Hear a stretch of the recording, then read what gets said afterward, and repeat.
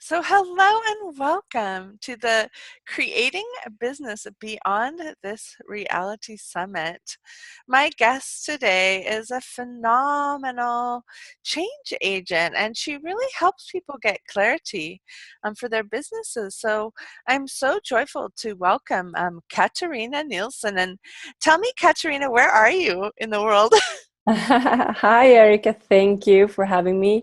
I am in Stockholm, Sweden. I am Swedish and I am at home for the time being. Nice. Yeah. One of the things you talk about is naming Mhm. and coming up with name and brand. And I honestly, I haven't seen something mess people up more than trying to get clarity on their name or their brand, or feeling that if they don't have that, they can't do their business. And it seems like it's just something that gets people stuck up in things. And what can you Yeah. help us with that to give people more space as they're growing their business? And you know what? It's so much about the identity. So the identity of the name is one of the most important identity carrier of your brand. And starting with the name is so logical. If you go to your graphic designer and ask for a logo type, he or she will be really baffled if you don't have the name set. So, Right. you Can know, you make me a logo about something? mhm. It's not I'm going not to really work. sure. I will be back with a name after, so that's included. No. So, and I get that when you, as a new entrepreneur, when you're starting up your business, you might not be 100% clear about your offering and your business either. So it's a process of gaining more and more clarity. And the name, you would like to choose a name that can embrace all of you and your offering now and in the future. So you need to have the awareness in the future as well. And Yeah, I think that was something when we first met, it was a while back, that you had such a bigger vision. It was like you were like, put all the pieces together. yeah. It was like, it seemed almost like it seems like part of the dogmatism of the entrepreneur is that you must niche small. And actually, I felt I got in my head when we were talking, was it was bigger than that. Tell me a little bit about how we can name, but also be all that we are. Yeah. So I would say be bold, be brave, and choose a name that can allow you to expand and grow. And many times that means that not being descriptive in your name. So don't choose a name that reflects your offering today, because you will most probably grow out of that name since you are a creator and you expand your offering and your business all the time. So then it's better to have a little bit more freestanding or a fancy name. And then you can describe in a tagline and in your communication what you do. So my best advice for you guys is to choose a name that mirrors who you be. You're the soul of your business, the core. Mm. That sounds really pretty. And one of the things I just wanted to bring people to was in our new book, you talk about monetizing your creativity. And that's pretty kind of fascinating also. So maybe I want to start with something like negative, like what stops us? What keeps us, what blocks us from that monetizing that creative element of our being? Yeah, that is a great question. And I see, so if I may back a little bit, you said, Erica, that so having this larger vision, or that we can actually include so much more in our business and in our living, to have and be curious and be enthusiastic about our lives. I think that is really key. So what I did a few years back was I included also artwork and painting in my life, and it expanded, and the energy was so beautiful and so joyful. And when you include and when you invite more joy in your life, that joy doesn't really just keep itself when it comes to your hobby, for example. It Right. spreads all over, and it's contagious, and all of a sudden your business grows and your relationships improve, and it has so many positive effects. So this is where I encourage everyone to invite more creativity of the kind that you prefer and what you love in your life. And then the next step is, so what would it take for me to also have this as a business and monetize it and make money from it? I love that. I'm I'm really getting when we are our most expansive self, we're so afraid, like because we didn't niche down, we might turn people off. But we Yeah. forget that by being our biggest self, by being that expansive self, we're actually going to attract new people who are going to be like, oh my gosh, like, where have you been? Yeah, I know. And you said, why are we stopping us? I can, one example for me, I had in mind, hey, I'm a consultant. I have the brand naming business. And what if I go out here and say that I'm also an artist? What will people think about me? Right, So that right, was where I limited myself. So I had put this one label on myself. And now I was kind of curious of this other label. So what if we just let all those labels go and just play with and use the energy that small kids have? They don't stop themselves when they play. They just play and play and play, and then they get bored and they choose something else. So that is also how you get your creative juices moving all the time. right. So that is actually creating our lives. So every day and every choice we make and every choice we don't make is actually creating our future in our business and in our living. So I would I say remember, yeah, do more of what's really fun for you. Yeah. I remember my first couple books I published were about real estate. And I mean, not the books I wrote, but the first couple books I published for others. Uh-huh. And I felt very calm about that because I knew there was a market for that. Like, everyone needs to know how to buy and sell homes. Like, it was so easy. And when I first started branching out into what I love, it was like 2012, 2013. And I remember being so nervous because I was like, well, who's gonna like books that are that woo woo, right? We are many weirdos out there. But when I went out there and I said, you know what, this is what I love to publish, is things that are in expansion. They're different. They're not what you think. They're not maybe what anyone's even ready for. Like, it's new edge things. As soon as I just was okay, like I just allowed myself to publish what made me happy, it was interesting because it was on a whole new paradigm.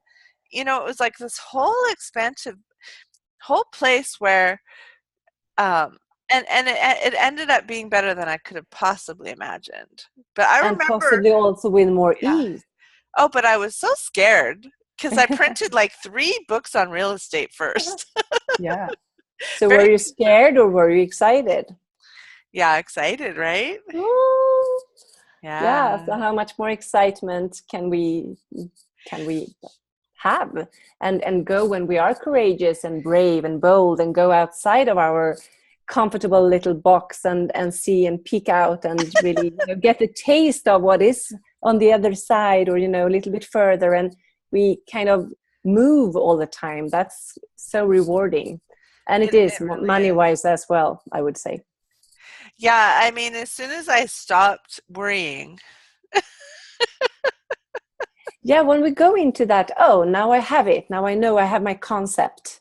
That's more when we go into maintain, which is very close to distract.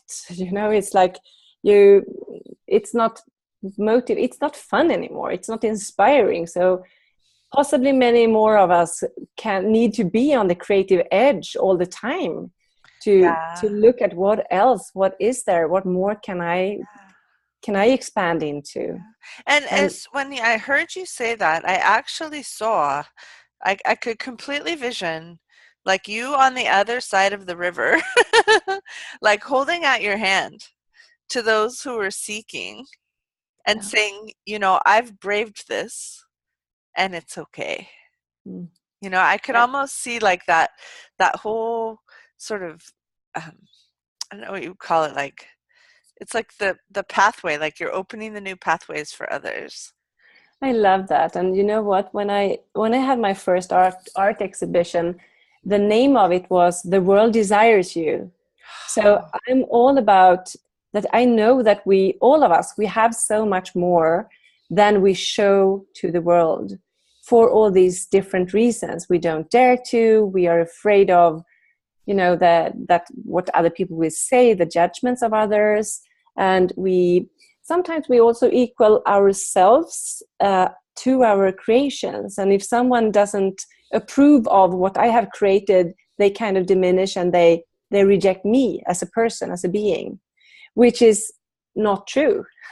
So, and I think many people, we would have an easier time creating and also showing our creations when we detach a bit from our creations. We are not our creations. They are their own life forms in a Oh way. my gosh, that was huge. That was huge. When I took Happy Publishing like out of my solar plexus and I moved it like a foot in front of me. This was 2014. And I started actually just asking it questions. Oh my goodness. Yeah. It was a palpable difference of capacity. It was fascinating. We just have a few minutes left. Why don't you tell us a little bit more about expansion? And we have like a good couple number of minutes left. So tell us a little bit about expanding your business and just like growing beyond what might be expected. Yeah, that is totally going with what is joyful and exciting for you, to keep that creation mode on all the time, and to be that enthusiasm in what you are creating. So, and also go for what is ease for you, and what is light, what you know is true for you. And don't listen so much to the market or what other people say, or the so-called experts. So what if you know what you can be, and what's really joyful for you. I And love that. I love that when it's right. You do not go around asking everyone, should I do this? When it's so right, you are completely engaged. It's a yeah, completely different energy than, hey, I'm thinking of doing this. yeah, And then you look for all this validation, but when it's completely on, it's not even a question, right? It's just, I must, or I will, or this will be fun, or it's that knowingness, right? yeah. And that's also when we create from a state of relaxation. We just know, we just be. So that's also something I would encourage more of us to to choose more the state of relaxation and non-judgment. For example, when you are out in a forest after it has rained, and you that sense of the air and the smells and everything, there is no judgment in that Right. situation, and in the forest. So that's also when we don't have judgments in our world, that's when we are in creation mode. So once there is judgment of any kind in our world, or we perceive judgment, we close out creation. So this is really key to keep ourselves in this state of non-judgment, and inviting possibilities and creativity all the time. I love And it. no matter if that is, Yeah, if you're writing a book, or you're painting, or you're creating a new business. So this is really one of the best tips for entrepreneurs, and for everyone I that would love like it. to So, expand in beyond this reality, really. so Katarina, how can we find you? How can we find out more about you? What's your website and how do we reach you? So the naming agency is called Equarium. So it is EQVARIUM.com, equarium.com. And you can reach out to me at KatarinaNilsson.com, and also KatarinaNilssonArtwork.com if you're interested. Yes, we must go look at your artwork. And that is so fun for me to Uh, also facilitate workshops within yeah, painting, and see people just have the courage to actually paint when they haven't had it before, and see yeah. happy smiles when they're creating something that Wow. they are really happy with. So I love yeah. it. Thank you so Thank you so much. much, Erica. I love this Yeah, conversation. thank you.